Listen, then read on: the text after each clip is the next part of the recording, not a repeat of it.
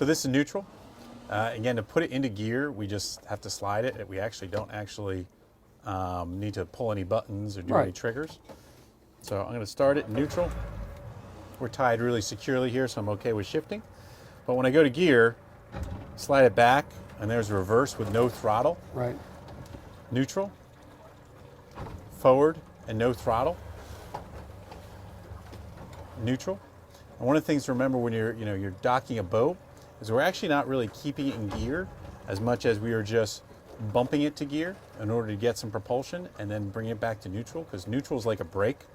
So you think about when you're parking your car, you don't leave it in gear with your foot off the brake. You're always pressing your brake to slow down as you're parking and maneuvering. So with a boat, what you want to do is you want to pick the direction the boat is going to go. If I want to go directly back, put it in gear, the boat starts to move, I put it back in neutral. The boat still moves in reverse, even though I'm in neutral.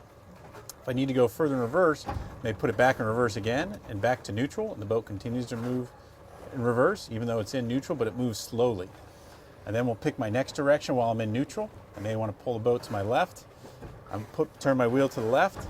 I'd put it in reverse and back to neutral, and the boat would start moving to my left in reverse.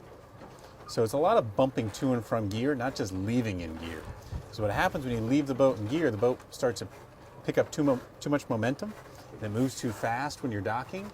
And when we're docking, we want to go as slow as we can, based on the conditions. So it's a lot of just bumping to and from gear. Forward, neutral, reverse, turn your wheel in the direction you want to go. It's time to leave the slip. Depending on my boating ability, I might take out a dock pole, which the dock pole is here when I'm coming in and out of the slip to help me start and stop. This is what I can have somebody else use. I might use it myself if I'm not too sure. And again, depending on my boating ability, I might put my fenders out. Like I have the fenders out in the slip here. So that gives me some extra protection as I'm pulling in and out, that I don't hit the boat against the dock or get myself caught between So the boat you and may the dock. not pull in the boating fenders until you're out of the slip. Yep. Especially if you're a novice, you want to keep those out. They're extra protection. Yeah. Now I've boated a whole bunch, so I'm pretty comfortable in the slip. So I may take these off in advance, especially because this particular one is over where my dock lines are. Mm-hmm. And I always want to stow my equipment before I get underway,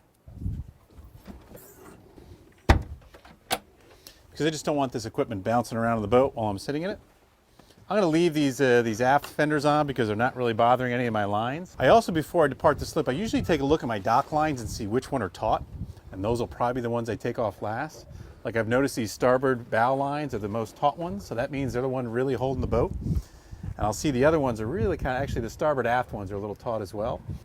So one of the things that boaters need to do before they depart, and this depends on your level of ability or experience, is really take in the conditions. Like the water's still coming in. I need to be aware of that. I need to know where the wind's coming from. We can look at the flags, we can kind of feel that the wind is kind of coming out of the northwest. So I want to be aware of that, because when I pull out of the slip, the current and the wind are going to push the boat around. So I want to be aware of that before I start moving. Then of course I can look at my dock lines and see which dock line is taut. And since I can see that one's actually taut, and I can see this one's really loose, that these lines are not doing much. So as I start to pull lines off, I'll pull off the ones that aren't doing much first, and then I'll take the ones that are doing something last, because otherwise the boat's going to slide up and bang against the dock, which could damage the boat. So another thing to keep in mind as I pull my lines is watch that you don't have your fingers caught in here, because if the boat pulled away, it could actually really hurt my fingers. I want to make sure I put my lines up on my dock.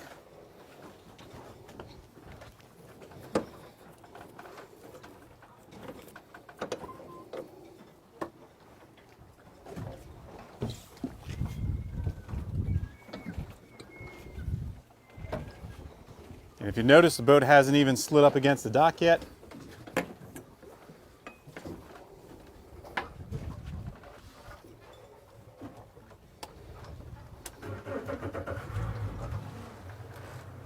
Okay, and I'll walk you through. I have my outboard pointed straight. I'm going to go to reverse gear and back to neutral. The boat's sliding out of the slip. I feel I want the boat to go a little bit to my port. I turn my wheel a little bit port, and then reverse and back to neutral,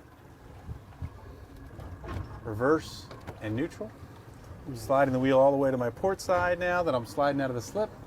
And going to reverse and neutral, reverse and neutral. The bow sliding out. Turn my wheel to my starboard side. Forward gear and neutral. Forward gear. Now I'm going to remain in gear because now I'm able to pull out the fairway. And you can feel the wind in the water pushing from left to right. So I'm going to favor the left side of the fairway a little more than my right, because as I pull out towards the end in the open water, it's going to push the boat to the right pretty hard, or to the starboard side.